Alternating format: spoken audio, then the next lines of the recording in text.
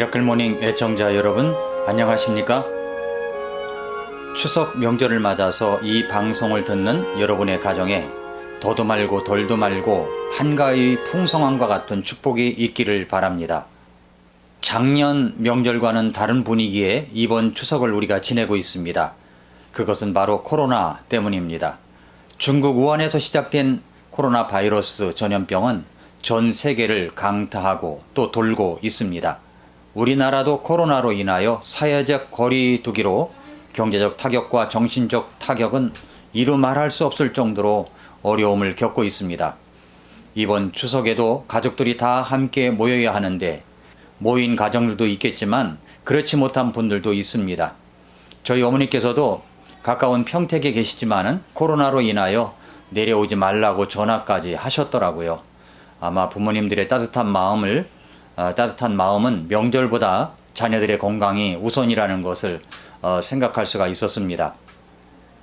지난 1월부터 우리는 코로나 역병 사태가 시작되어서 근 7, 8개월 동안 마스크 구하는 것 때문에 줄 서고 고생하다가 가는 곳마다 마스크 써야 하고 마스크 쓰지 못하면 버스도 지하철도 공공장소도 가지 못하고 카페 가서도 마스크를 써야 하고 그렇게 마스크와 함께 지금까지 보내왔습니다. 아이들은 학교에 가지 못하고 온라인 수업을 한다고 하지만 제대로 된 수업을 받지 못하면서 두 학기를 보내고 있습니다. 코로나19로 인하여 소상공인들은 말할 수 없는 경제적 고통을 당하고 있고 문을 닫는 가게들도 엄청 무수히 많이 생겼습니다. 이런저런 환난과 고난의 터널을 지나고 있는데 이것을 통해서 우리가 얻을 수 있는 교훈들이 무엇인가를 생각해 봤으면 좋겠습니다. 아마도 이 방송을 듣고 있는 여러분들은 가족과 함께 있을 수도 있고 고향을 오가면서 들을 수도 있을 것이라고 생각합니다. 지난 주일 제가 설교하였던 내용 가운데 우리는 생각을 하는 사람이어야 한다. 그래야 변화가 있을 수 있다는 말씀을 드렸었습니다. 그래서 오늘은 추석 명절을 맞이하였지만 여전히 고통 가운데 있는데 좀 진지하게 코로나로 인하여 우리에게 주시는 교훈이 무엇인가를 찾아보는 시간이 되었으면 좋겠습니다. 이 방송 말씀이 끝나면 가족들이 돌아가면서 코로나로 인하여 내게 교훈이 된 것은 무엇인가를 생각해 봐도 좋을 것 같습니다. 자, 7가지 교훈. 첫째, 사람은 반드시 죽는다는 것이 생각이 됩니다. 사람들이 죽어가는 통계들이 엄청납니다. 미국에서는 코로나로 인하여 죽은 사람들이 미국의 역사적 전쟁 5개가 있는데 그 전쟁 가운데 그 전쟁하는 동안 죽었던 사람들의 숫자보다도 더 많은 사람들이 죽었다는 것입니다. 5개의 전쟁에 죽은 전사자는 8만 6천여 명. 그런데 이번 코로나로 인하여 죽은 사람은 20만 명이 넘었습니다. 우리나라도 이번 코로나로 인하여 죽은 사람들이 많습니다. 왜 우리가 코로나를 두려워합니까? 바로 죽을까봐입니다. 죽을까봐 두렵습니다. 그런데 이번에 더 강하게 느끼는 것은 사람은 반드시 죽는다라는 생각을 더 많이 가지게 됩니다. 죽어도 반드시 죽는다는 것입니다. 저와 여러분들도 반드시 죽습니다. 성경도 그렇게 말씀합니다. 히브리서 9장 27절에서 한 번 죽는 것은 사람에게 정해진 것이요 라고 했습니다. 사람은 한 번 죽는다. 이것을 생각하게 되고 두 번째 교훈은 죽으면 모든 것이 다 끝나는 것이 아니다라는 생각을 갖게 합니다. 이런 생각을 해봐야 합니다. 죽으면 끝나는 것인가? 죽으면 정말 끝나는 것인가? 아닙니다. 방금 읽은 히브리서 9장 27절 말씀을 끝까지 읽으면 이런 말씀입니다. 한 번 죽는 것은 사람들에게 정해진 것이요. 이것 뒤에는 심판이 있다라는 겁니다. 죽음의 끝이 아니라는 거죠. 죽음 뒤에는 심판이 있다는 사실입니다. 그러면 한번 생각해 봐야 하지 않을까요? 이 심판은 어떤 심판일까요? 이번 코로나로 인하여 걸리면 죽을 수도 있다는 생각이 떠나지 않으니까 모든 사람들이 두려워하는 것이 아니겠습니까? 그러니까 죽음을 내가 왜 두려워하는 것인가? 죽은 뒤에는 어떻게 되는 것인가? 하는 것을 생각해 보라는 것입니다. 제가 여러분들이 생각할 수 있는 성경 구절 하나를 더 설명해 드릴까요? 죽은 뒤에는 심판이 있다는 것은 죽음으로 모든 것이 끝나는 것이 아니라는 것입니다. 죽은 뒤에는 심판이 있는데 그 심판이 어떤 심판인가 하는 것이 성경 말씀 요한계시록 21장 8절에 나와 있습니다. 그러나 두려워하는 자들과 믿지 않는 자들과 가증한 자들과 살인자들과 음행을 일삼는 자들과 마법사들과 우상 숭배자들과 모든 거짓말쟁이들은 불과 유황으로 타는 호수에서 자기 몫을 받으리니 이것은 둘째 사망이니라 라고 말씀을 했습니다. 그렇다면 둘째 사망은 또 뭘까요? 둘째 사망은 바로 우리가 알고 있는 지옥에 들어간다는 말입니다. 그러니까 죽음 뒤에는 심판이 있고 그 심판은 지옥이라는 것이죠. 그러면 우리는 좀 진지하게 생각해 봐야 합니다. 내가 죽으면 과연 나는 어디로 갈 것인가 하는 것입니다. 제가 여기 놀라운 뉴스 하나 말씀을 드릴까요? 하나님께서 여러분을 사랑하셔서 이 땅에 예수 그리스도를 보내주셨다는 사실입니다. 이것은 역사적 사실입니다. 그 아들 예수님이 저와 여러분의 죄를 용서하셔서 구원받을 수 있는 길을 열어주셨습니다. 그 예수님을 믿고 구원받는 기회를 삼으시기를 간절히 바랍니다. 이런 것들을 우리가 생각해 봐야 됩니다. 그런데 이번 코로나 사태가 일어난 근 7, 8개월 기간에 제가 하는 미라클 유튜브 방송 말씀을 듣고 안산에 사시는 어떤 분이 예수님을 믿고 구원을 받게 되었다고 제 카톡 메시지로 그 소식을 보내오셨습니다. 그래서 가까운 교회에 나가게 되었다고 말입니다. 얼마나 감사했는지 모릅니다. 어떤 사람은 코로나의 고통으로 고통스럽게만 보내는 사람이 있는가 하면 어떤 사람은 자신의 삶을 돌아보고 예수님을 구주로 믿는 계기로 삼는 분이 계십니다. 그러니까 이런 시험과 고통이 그런 분들에게는 영원한 생명을 얻는 기적이 일어난 것입니다. 이렇게 두 번째로 생각해 봤고요. 세 번째는 어떤 것이 가치 있는 삶일까 하는 것입니다. 이번에 코로나19로 인하여 죽어가는 사람들을 보고 감염이 되어 몇 주 동안 치료를 받는 사람들을 보면서 한 번 걸리면 아무것도 못하고 치료에만 집중하고 치사율이 그렇게 높은 건 아니지만은 치사율이 마치 90% 이상인 양 생각하면서 그것이 나를 죽일까봐 하는 두려움이 있는 가운데 이렇게 살면서 지금까지 내가 살아온 것이 정말 아무것도 아니었다는 사실을 깨닫게 되었다는 사람들이 있습니다. 그래서 정말 가치 있는 삶이란 무엇일까? 이게 생각을 해보게 된 것입니다. 여러분 가치 있는 삶이 무엇인가를 생각해 보십시오. 네 번째는 자신의 신앙을 돌아보는 시간을 갖게 됩니다. 이번 팬데믹 현상으로 인하여 어떤 분은 신앙을 떠났다가 신앙의 자리로 돌아온 분이 계십니다. 며칠 전에 미라클 모닝 애청자께서 제게 전화를 주신 분이 계십니다. 그 간증이 참 놀라워서 제가 따로 인터뷰를 해서 방송을 하고 싶은 마음까지 들었던 분입니다. 청년 시절에 신앙생활을 했던 분이었다고 합니다.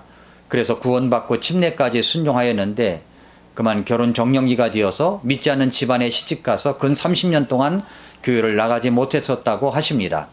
그런데 이번 코로나 사태로 인하여 자신을 돌아봤고 그리고 자신의 신앙의 자리로 가야겠다는 생각을 갖게 되었으면서 그러면서 지인을 통해서 이 미라클 모닝 유튜브 방송을 알게 되어 날마다 듣고 있는데 자신이 정말 신앙의 자리에 이제 돌아온 것 같다는 말씀을 해 주셨습니다. 그래서 정말 성경적인 교회를 찾아서 다니겠다고 생각하고 있는데 근처에는 성경적인 교회가 없어서 거리가 있어도 성경적인 교회를 찾아야겠다는 그 열정을 저에게 전화로 말씀해 주셨습니다. 제가 그 간증을 들으면서 참 감동이었습니다. 나중에 그분이 허락하신다면 인터뷰를 해서 여러분들과 간증을 나누는 시간을 가졌으면 좋겠다고 생각했습니다. 이렇게 코로나로 인하여 자신을 돌아본 것입니다. 그리고 다시 그 믿음을 찾게 된 것입니다. 이번 코로나로 인하여 자신을 돌아보고 정말 가치 있는 삶이란 무엇일까? 내가 정말 이렇게 살아도 되는 것인가를 생각하여 하나님께서 원하시는 자리로 다시 돌아가는 것. 이것이 바로 우리에게 준 교훈이 아닐까요? 다섯 번째로 일상의 감사를 느끼는 계기를 가지게 되었다고 말합니다. 우리는 코로나 전염병이 있기 전까지는 일상의 모든 것이 다 자연스럽게 평생 다가올 것처럼 생각하며 살았습니다. 아이들이 시간 되면 학교에 가고 공부를 하고 돌아오고 우리들도 직장을 가고 또 주일이면 교회를 가고 함께 교제하고 만나고 또 만나고 싶은 사람 만나고, 가고 싶은 곳 가고, 여행하고 싶은 곳 여행하고, 그렇게 하는 것이 그냥 일상이었습니다.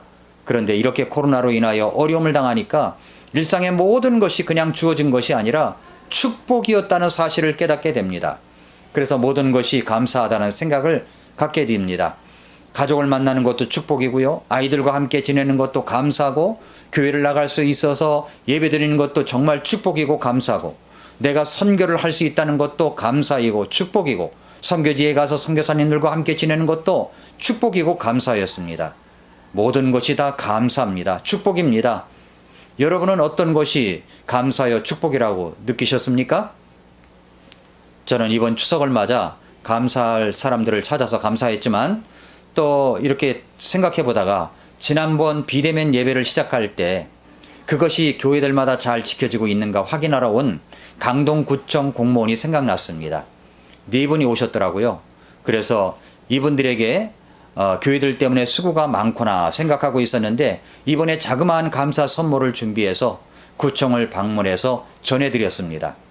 마땅히 할 일을 했을 뿐이라고 이렇게 감사 표시를 하느냐고 하면서 깜짝 놀라는 모습이었습니다. 아주 작은 것이지만 마음에 담겨 있다고 하면서 전했는데, 그 선물을 주면서 구청을 나오는데 제가 참 기뻤습니다. 자그마한 것도 감사하는 것, 우리 일상에서 늘 경험하는 모습이었으면 좋겠다고 생각합니다. 여섯째, 가족의 소중함입니다. 가족이라는 단어는 우리들에게 정말 소중한 단어입니다. 가족이 있기 때문에 내가 있는 것입니다. 그래서 이번 코로나 역병으로 인하여 가족을 돌아보고 전화라도 한 번 더 드리고 사랑한다고 이야기하고 따뜻한 대화로 돌아볼 줄 아는 계기로 삼는 분이 참 많습니다. 부모님을, 형제들을, 자녀들을 더 따뜻하게 대하고 사랑하고 돌아보는 계기가 되었으면 좋겠습니다. 그것이 마냥 주어지는 것은 아니라는 사실입니다. 마지막 7번째 교훈은 역병과 마지막 시대의 징조를 생각합니다. 이것을 꼭 생각해 봐야 됩니다. 이 땅이 이제 마지막이구나, 이 지구의 종말이 정말 가까이 왔구나 하는 징조를 무엇을 보고 알 수가 있습니까? 물론 타락하고 악하고 더러운 짓을 하는 사람들을 보면 말세다 말세라고 하는 것도 포함됩니다. 그런데 정말 뚜렷한 징조는 바로 몇 가지가 있는데, 성경에는 기근과 지진과 역병이라고 했습니다. 흉년과 지진, 그리고 역병입니다. 이번 코로나19의 역병은 이제 세상의 종말이 왔구나 하는 사인입니다. 우리 하나님께서 우리에게 이제 마지막이 가까이 왔다는 사인으로 보내시는 것이 역병입니다. 지진입니다. 기근입니다. 그런데 이번에 이렇게 생전에 경험해보지도 못한 역병이 온 것입니다. 베드로전서 3장 10절과 11절에서 그러나 주의 날이 밤에 도둑같이 오리니 그날에는 하늘들이 큰 소리와 함께 사라지고 원소들이 뜨거운 열에 녹으며 땅과 그 안에 있는 일들도 불태워지리라. 그런즉 이 모든 것이 해체될진데 너희가 어떤 사람이 되어야 마땅하겠느냐라고 했습니다. 이 땅의 역병과 기근은 정말 세상의 종말의 약한 징조일 뿐입니다. 그런데 지진이 오면, 아니 우리가 생각지도 못한 재앙이 몰아치게 된다면 하늘들이 큰 소리와 함께 사라집니다. 원소들이 뜨거운 열에 녹게 됩니다. 땅과 그 안에 있는 일들도 다 불태워지게 됩니다. 그러므로 우리는 이 모든 것이 이렇게 해체될진데 우리가 어떤 사람이 되어야 마땅하겠습니까? 이것이 마지막으로 생각해보는 교훈이 되었으면 좋겠습니다. 계속되는 3장 12절과 13절에 보면은 모든 거룩한 행실 속에서 하나님을 따르는 가운데 하나님의 날이 오는 것을 기다리고 서두르라 라고 했습니다. 우리가 서둘러야 할 것이 있습니다. 모든 거룩한 행실 속에서 하나님을 따르는 것입니다. 그리고 하나님의 날이 온다는 것을 기다리는 것입니다. 이 모든 일은 서둘러야 됩니다. 코로나 역병으로 우리가 서둘러야 할 것은 바로 거룩한 생활을 해야 하는 것입니다. 하나님을 잘 따라가는 생활입니다. 하나님의 날이 오는 것을 기다리는 것입니다. 이것을 서둘러야 합니다.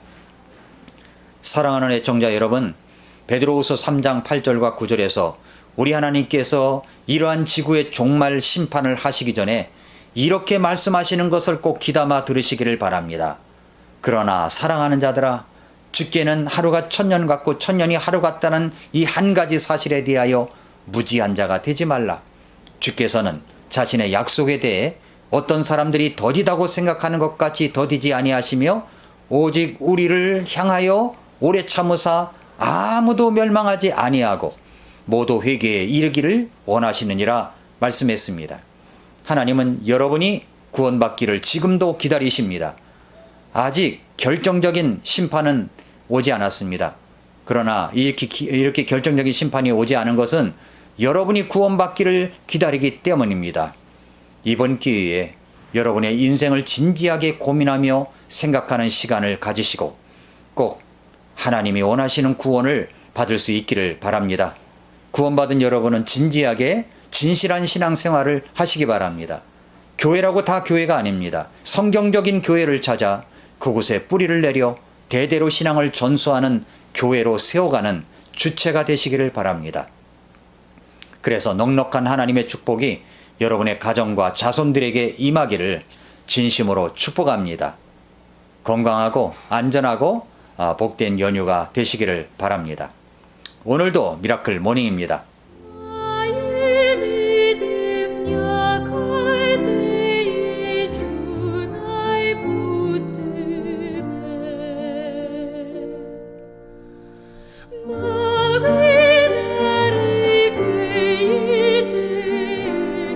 주